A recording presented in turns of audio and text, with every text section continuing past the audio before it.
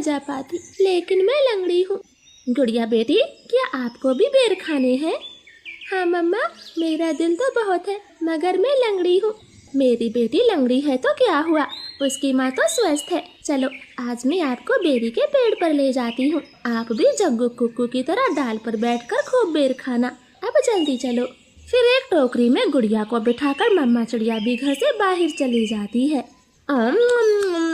खट्टा मीठा बेर है, दिल कर रहा है इसकी गुठली भी खा जाऊं।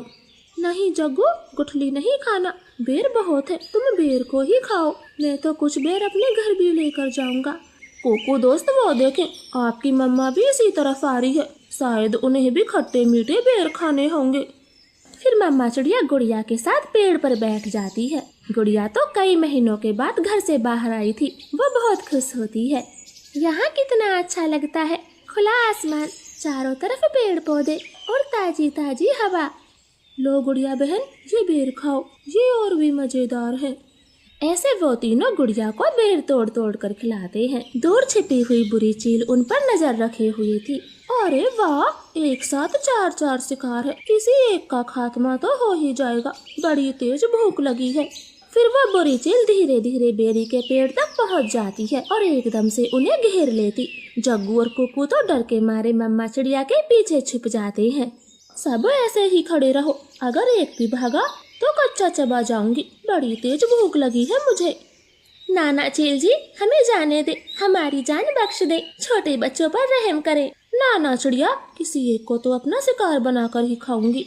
चील उनके सामने बैठी थी, तभी धीरे से जग्गू कौवा कुक्कू के कान में बोलता है, कुक्कू दोस्त, इस चील को गुड़िया को सौंप देते हैं, वैसे भी गुड़िया लंगड़ी है, ये जी कर क्या करेगी, कम से कम हम तीनों की तो जान बचेगी। जग्गू की ये बात सुनकर कुक्कू तुरंत अपनी माँ से बोलता है, मम्मा मम्मा, गुड़िया को यहीं छोड़ दो और चलो यहाँ से, हम अपनी जान बचाते हैं। हाँ भाई, ये भी ठीक है, मेरा काम इस लंगड़ी चिड़िया से ही चल जाएगा, तुम सब चले जाओ। चील ने इतना कहा ही था कि तभी रानो चिड़िया जोर से चील को धक्का मारती है और पेड़ से नीचे गिरा देती। जग्गू कुक्कू, गुड़िया को साथ लेकर यहाँ से भाग जाओ, मैं इस चील को आपके पीछे नहीं आने दूंगी, बेटा जल्दी से भागो यहाँ से। इतना कहकर रानो चील पर हमला कर देती है और जग्गू और कुक्कू टोकरी लेकर वहाँ से भाग जाते हैं। चिड़िया और चील में काफी देर तक लड़ाई होती है और आखिर में चील रानो को जान से मार देती है। मरगी, छोटी चिड़िया मरगी, मुझसे लड़ने चली थी, अब तेरा मांस में मजे से खाऊंगी। कुक्कू भाई, मम्मा अभी तक घर नहीं आई। मम्मा को चील ने मार दिया है, वरना वो अब तक आ जाती, क्या जरूरत थी मम्मा को वहाँ ले जाने की। भाई, अगर हम वहाँ ना होते तो वो बुरी चील आपको खा जाती, आप ऐसा क्यों बोलते हो? नहीं, हम चील के हाथ कभी ना आते, वो तो तुम साथ में थी, इसलिए मम्मा ने चील से लड़ाई करने की सोची। तुम लंगड़ी थी ना, माँ को तेरी वजह से मरना पड़ा, अब तू ही माँ की हत्यारन है, समझी? ऐसे कुक्कू तो गुड़िया को ही दोषी ठहराता है। अब गुड़िया का ध्यान रखने वाला कोई नहीं था।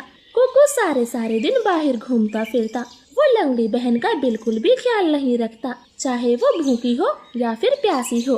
भाई, सुबह से रात हो गई है, आप मेरे लिए कुछ खाने को नहीं लाए?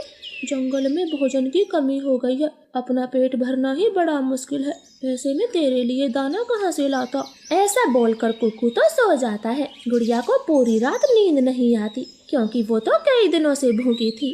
मम्मा मम्मा, अगर आज आप जिंदा होती तो मेरा कितना ख्याल रखती, अब तो मुझे भी भूखा सोना पड़ता है, मैं क्या